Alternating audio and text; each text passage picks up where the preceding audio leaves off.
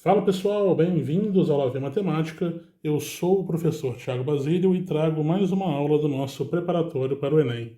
Nessa aula 25, iniciaremos o capítulo do conteúdo Análise Combinatória. Serão apenas 3 aulas, aí, 9 questões, tá? E aí, então, hoje mesmo a gente já encerra essa parte. E aí, na última aula do dia, a gente parte para o assunto de álgebra, tá? A gente sai de números e vai para álgebra. Sem mais enrolações, vamos às questões dessa aula. Questão 78, Enem 2017. Como não são adeptos da prática de esportes, um grupo de amigos resolveu fazer um torneio de futebol utilizando o videogame. Decidiram que cada jogador joga uma única vez com cada um dos outros jogadores. O campeão será aquele que conseguir o maior número de pontos. Observaram que o número de partidas jogadas depende do número de jogadores, como mostra o quadro. Se a quantidade de jogadores for 8, quantas partidas serão realizadas? Então, olha só o que está acontecendo, gente. A gente vai analisar ali. Daria para fazer uma sequência com de baixo, perceber o que está acontecendo, mas a gente vai explicar o porquê que a sequência está sendo formada daquele jeito, tá? Quando a gente tem dois jogadores, o que acontece? Eles vão se enfrentar em um jogo só, e aí acaba o torneio. Então o torneio teria apenas uma única partida. A nossa solução ela vai ser baseada na ideia de que a gente vai sempre recorrer ao valor anterior. A gente vai considerar como se tivesse entrado um jogador no meio do torneio e esse jogador vai enfrentar todos os outros, tá? E aí a gente já vai saber a quantidade que tinha antes e aí é só acrescentar os novos jogos com esse novo jogador. Então, se eu passar para 3 jogadores, o que vai acontecer? Esse terceiro jogador, ele vai enfrentar os outros 2. Então, só aí vão ser mais 2 partidas. Como eu já tinha uma partida entre os 2 jogadores que já estavam no torneio, eu vou pegar essa uma partida, somar com essas 2 novas, e aí a gente vai obter 3 partidas no total. Entenderam? Então, se eu tiver 3 jogadores, vão ser 3 partidas. E se entrasse um quarto jogador? Bom, esse quarto jogador enfrentaria os outros 3, e aí o número de partidas aumentaria em 3. Como eu já tinha 3, somando com essas 3 novas, eu vou obter 6 partidas. Então, com 4 jogadores, 6 partidas. Se entra um quinto jogador, ele vai fazer 4 partidas com os anteriores, e aí, somando com as 6 que eu já tinha, vai dar as 10 partidas para 5 jogadores. Se entra um sexto jogador, ele vai fazer 5 partidas, que vão se somar às 10 que já tinha, e aí vai fazer 15 no total, para 6 jogadores. Se entra um sétimo jogador, ele vai fazer 6 partidas, que vão se somar às 15 que eu já tinha anteriormente, e aí vai dar 21. Então, pela lógica, né, finalmente, se entra um oitavo jogador, ele vai fazer 7 partidas, sendo que o torneio já tinha 21 entre os outros 7 que já estavam nele. E aí a gente vai ter um total de 28 partidas. Repara que assim, se você olhar só pela sequência de baixo, tá fácil de ver o que está acontecendo. Se aumentou 2, aumentou 3, aumentou 4, 5, 6, tá na hora de aumentar 7. Eu expliquei dessa forma porque a gente entende por que está sendo dessa forma. Beleza? Então, fechamos. Resposta é. Vamos para a nossa próxima questão. Questão 79, Enem 2021. Uma pessoa produzirá uma fantasia utilizando como materiais 2 tipos de tecidos diferentes e 5 tipos distintos de pedras ornamentais. Essa pessoa tem à sua disposição 6 tecidos diferentes e 15 pedras ornamentais distintas. A quantidade de fantasias com materiais diferentes que podem ser produzidas é representada pela expressão. Então, para quem já está aí apressadinho, já sabe identificar, essa é uma questão de combinação, tá? Então, se você já sabe que é combinação, já sabe a fórmula, você já vai saber direto a resposta. O que eu vou tentar aqui é construir a resposta utilizando o princípio fundamental da contagem, que é o que dá base para a análise combinatória toda, tá? Então, olha só, vamos tratar primeiro da parte dos tecidos, tá? Pelo que está no enunciado, a pessoa vai ter que escolher 2 tipos de tecidos, sendo que ela tem 6 tecidos à disposição dela, tá? Então, a escolha ela é até que bem simples, né? Eu tenho que escolher 2 tecidos. O primeiro tecido pode ser qualquer um dos 6 que eu tenho à disposição, e o segundo tecido pode ser qualquer um dos outros 5. E aí eu vou usar o PFC para multiplicar esses valores e aí vou obter resposta. Só que toma um cuidado com o detalhe, que é o seguinte.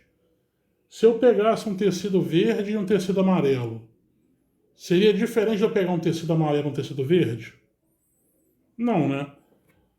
Eu vou usar na fantasia os 2 tecidos, então não importa a ordem que eu escolhi. Quando eu faço 6 vezes 5, eu estou definindo quem que é o primeiro tecido e quem que é o segundo, ou seja, eu estou inserindo aí indiretamente uma ordem, tá?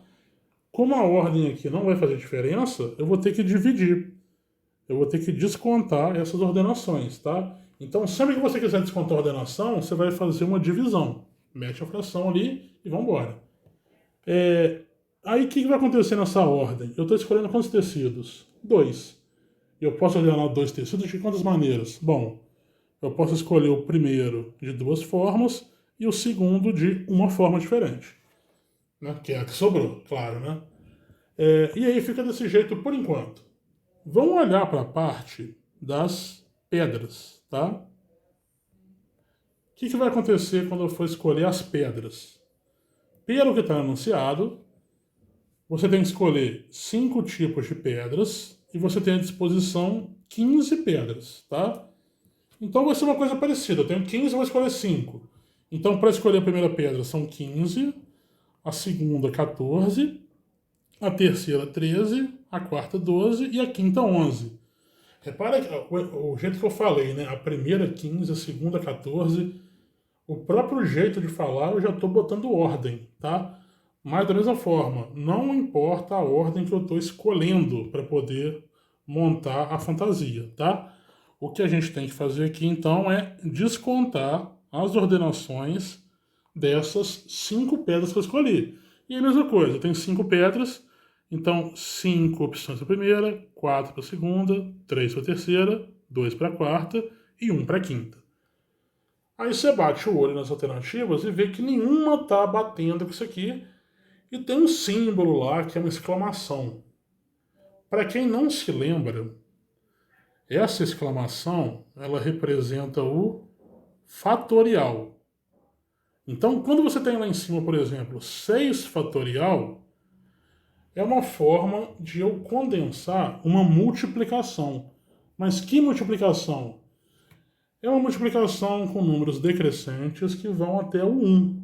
Então, se eu coloco 6 fatorial, eu estou representando a multiplicação que vai do 6 até o 1. Ou seja, 6 vezes 5, vezes 4, vezes 3, vezes 2, vezes 1. De forma que para eu poder deixar a minha conta que a gente fez aqui do mesmo jeito da alternativa, eu teria que acrescentar esse 4, 3, 2, 1. Porque fazendo isso, eu vou fazer aparecer quem lá em cima? Isso mesmo, vou fazer aparecer o 6 fatorial. Só que o detalhe é que eu não posso só chegar e largar esse 4, 3, 2, 1 ali. Quando eu multiplico por 4, 3, 2, 1, eu estou alterando meu número, tá? E para eu não alterar, se eu multipliquei em cima, basta que a gente pegue e multiplique também embaixo, tá? Então aqui, ó, o que vai acontecer embaixo? Ó? Eu tenho 2 vezes 1. Em questão de fatorial, é o 2 fatorial. E além disso, eu tenho 4 vezes 3 vezes 2 vezes 1. Ou seja, eu tenho 4 fatorial. E agora sim você consegue comparar com as alternativas de cima. Agora ficou no jeito. Tá trocado o 2 e o 4 ali, mas não tem problema que é multiplicação, né? Então tanto faz a ordem que você multiplica, vai dar na mesma, tá? Então só daí eu já consigo eliminar a C, a D e a E. Não vai ser nenhuma dessas, tá? Agora a questão da pedra, mesma coisa. Eu teria que acrescentar do 10 até o 1 para poder fazer aparecer o fatorial. Eu não vou escrever do 10 até o 1, eu vou usar o artifício de escrever simplesmente o 10 fatorial, sabendo que esse 10 fatorial representa do 10 até o 1, tá? Só que a mesma coisa, eu vou fazer em cima e vou fazer embaixo, tá? Bom, em cima eu tenho o produto do 15 até o 11 e do 10 até o 1. No fim das contas, eu tenho o produto do 15 até o 1, ou seja, eu tenho o 15 fatorial. Embaixo eu tenho do 5 até o 1, que vai ser o famoso 5 fatorial, e eu tenho o 10 fatorial. Aí você olha e vê um problema, né? As alternativas A e B estão aparentemente iguais. O que diferencia uma da outra é o sinal que está entre as duas contas. Na letra A eu estou multiplicando e na letra B eu estou somando. E aí que vai a dica fundamental para vocês eu vou multiplicar ou vou somar? O que eu tenho que fazer? Eu tenho que escolher tecidos, pedras. E aí eu tenho duas opções. Eu estou escolhendo tecidos e pedras ou tecido ou pedras. O que eu estou fazendo? Eu estou escolhendo tecidos e pedras. Eu estou combinando 2 tecidos com 5 pedras. Se eu estou fazendo o e, você vai multiplicar, tá? Se fosse o ou, você ia somar. Como eu estou escolhendo os dois ao mesmo tempo, a gente vai fazer a multiplicação e aí a resposta correta vai ser a letra A. Para você que já pegou rápido a questão e viu que era combinação, vou só fazer um agrado aqui, né? Ficou até agora esperando, talvez. Para escolher o tecido era uma combinação de 6 e 2, ou seja, tem 6 opções, vou escolher duas. E para escolher as pedras eu tinha 15 e ia escolher 5. E aí para montar essa conta, você toma a ordenação dos 6 tecidos, só que eu quero só escolher, não quero a ordem de nada, então eu vou tirar a ordem dos 2 que eu escolhi e a ordem dos 4 que eu não escolhi. Mesma coisa na pedra. Você ordena as 15 pedras, só que eu só quero escolher, não quero ordem. Então eu tiro a ordem das 5 que eu escolhi e a ordem das 10 que eu não escolhi, e aí chega na mesma resposta. Beleza? Então vamos para a nossa última questão dessa aula. Questão 80, Enem 2020. Eduardo deseja criar um e-mail utilizando um anagrama exclusivamente com as 7 letras que compõem o seu nome antes do símbolo arroba. O e-mail terá a forma tananã@site.com.br e será de tal modo que as 3 letras edu apareçam sempre juntas e exatamente nessa ordem. Ele sabe que o e-mail eduardo@site.com.br já foi criado por outro usuário e que qualquer outro agrupamento das letras do seu nome forma um e-mail que ainda não foi cadastrado. De quantas maneiras Eduardo pode criar um e-mail desejado? Aproveitar o espaço aqui e mandar um abraço para o meu primo Eduardo, que, assim como eu, faz faculdade de matemática, vai ser meu colega de profissão em breve aí. Um abraço, Dudu. Vou fazer seu e-mail aqui agora. Bom, então, ó. A função aqui é o seguinte, ó. Ele quer deixar as letras edu juntas e nessa ordem. Ou seja, eu não vou mexer. Eu não vou formar o D, EUD. Não, vai ser edu, tá? Então, o que a gente tem que escolher ali, percebam que esse meio dele vai ser uma ordenação das letras, tá?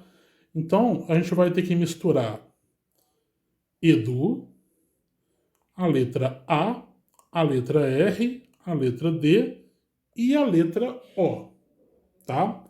Então vai ser dessa forma, considerando que esse Edu é um grupo fechado, então ninguém vai entrar no meio dessas três letras, tá? E vai ficar nessa ordem.